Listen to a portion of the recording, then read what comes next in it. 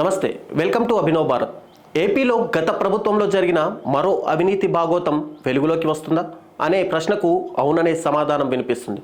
AP fibre net పూర్వ ఎండి మధుసూదన్ రెడ్డి కనుసన్నల్లో ఇది జరిగినట్టు తెలుస్తోంది. 5 ఏళ్లలో ఆ సంస్థ కనెక్షన్ల సంఖ్య సగానికి తగ్గినట్టు లెక్కలు చూపి ఆ మేరకు వసూలైన నెల బిల్లుల మొత్తాన్ని బినామీ ఖాతాకు మళ్లించినట్టు ఆరోపణలు వినిపిస్తున్నాయి. ఈ విధంగా ప్రతి నెల 14 కోట్ల చొప్పున 17 నెలల్లో 238 కోట్ల సొమ్మును స్వాహా చేసినట్టు అధికారులు గుర్తించారు. అప్పటి సీఎం జగన్ అండతో మధుసూదన్ రెడ్డి విచ్చలవిడిగా చెలరేగిపోయారని, అందరూ కలిసి ఆ సంస్థను 1258 కోట్ల అప్పుల్లో కూరుకుపోయేలా చేశారని విమర్శల నేపథ్యంలో తాజా పరిణామాలు అత్యంత ప్రాధాన్యతను సంతరించుకున్నాయి. వివరాల్లోకి వెళ్తే 2019లో ఏపీ ఫైబర్ నెట్ కేబుల్ కనెక్షన్ల సంఖ్య సుమారు 9 లక్షలు ఉండగా, ప్రస్తుత రికార్డుల ప్రకారం సంస్థ చూపే కనెక్షన్ల సంఖ్య 5 లక్షలు మాత్రమే. ఫైబర్ నెట్ సేవలకు ప్రజల్లో ఆదరణ తగ్గడం వల్ల కనెక్షన్ల సంఖ్య తగ్గిందని గత ప్రభుత్వం చెప్తుంటే, ప్రస్తుతం మరో 20 లక్షల కనెక్షన్లు కొత్తగా తీసుకునేందుకు ప్రజల నుంచి డిమాండ్ నెలకొంది. ఇలాంటి పరిస్థితుల్లో కనెక్షన్ల సంఖ్య తగ్గడం అనేది జరగదని, ఇక్కడే అసలు మతలబు ఉందని అధికారులు చెప్తున్నారు. 2022 డిసెంబర్ 10 నుంచి కొన్ని జిల్లాలు, 2023 జనవరి 10 నుంచి మిగిలిన జిల్లాలకు ప్రీపెయిడ్ విధానాన్ని ప్రభుత్వం ప్రవేశపెట్టింది. అయితే పోస్ట్ పెయిడ్ విధానం అమల్లో ఉన్నప్పుడు రాష్ట్ర వ్యాప్తంగా ఉన్న కేబుల్ ఆపరేటర్లు ప్రతి నెల బిల్లు మొత్తాన్ని సంస్థ బ్యాంకు ఖాతాల్లో జమ చేసేవారు. ప్రీపెయిడ్ విధానం అమల్లోకి వచ్చినప్పటి నుంచి ఆపరేటర్లు నెల బిల్లులను ఓ యాప్ ద్వారా చెల్లించాలన్న నిబంధన అప్పటి ప్రభుత్వం తీసుకొచ్చింది. అప్పటి నుంచే కనెక్షన్ల సంఖ్య భారీగా తగ్గినట్లు చూపారని, వాస్తవానికి కనెక్షన్ల సంఖ్య తగ్గలేదని ఆపరేటర్లు చెబుతున్నారు. ఎప్పట్లాగే ప్రతి నెల యాప్ ద్వారా బిల్లులు చెల్లిస్తున్నట్టు పేర్కొనడంతో అసలు విషయం బయటపడింది.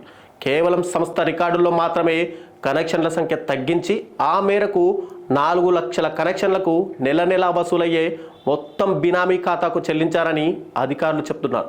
ఈ వ్యవహారంలో ఒక ఏజీఎం డైరెక్టర్ కీలకంగా వ్యవహరించినట్టు సమాచారం.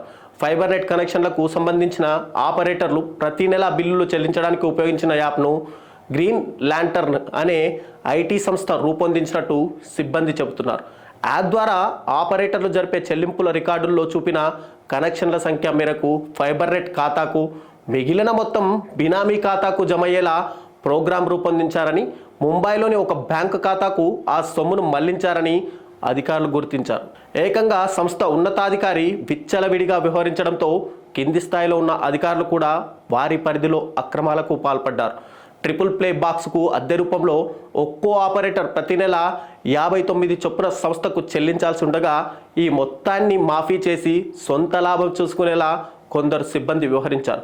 ఒక్కో కనెక్షన్కు 150 చొప్పున వసూలు చేసుకొని ఆ మేరకు కనెక్షన్ల సంఖ్యను తగ్గించి చూపారు. ఈ తరహాలో 1,00,000 కనెక్షన్లకు సంబంధించిన లెక్కలను గోల్మాల్ చేసి 1.50 కోట్లు సొమ్ము చేసుకున్నారు. దీంతో ఆపరేటర్ల నుంచి ప్రతి నెల అద్దె రూపంలో సంస్థకు సమకూరే 10 కోట్లు నష్టపోవాల్సి వచ్చిందని అధికారులు గుర్తించారు. ఈ అవినీతిలో ఇంకా ఎవరెవరి కనెక్షన్లు ఉన్నాయో తేలాలంటే మరికొంత సమయం పడుతుందని సంబంధిత అధికారులు చెబుతున్నారు.